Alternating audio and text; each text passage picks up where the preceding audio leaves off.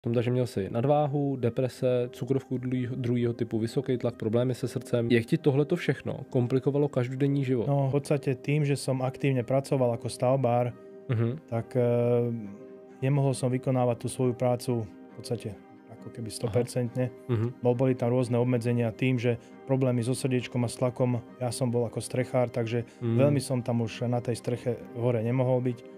Musel som byť dole a tieto veci boli pre mňa veľmi také, jak by som to povedal, smutné. Lebo tú prácu som miloval, robil som na to všetko rád. No a zrazu, keď človek nemôže plnohodnotne pracovať, tak mu to berie naozaj kopec energie a chuť aj do toho života. Tak bolo to veľmi veľké obmedzenie pre mňa. Rozumiem. Bavila ťa tvoje práce? Robil som ju 20 rokov, bavila ma nesmierne. Mal som rád zákazníkov, ktorí boli vždy veľmi spokojní. Keďže sme robili nie len tesárske práce, ale aj pokrývacké a klampiarské práce, takže bolo toho tak viacej.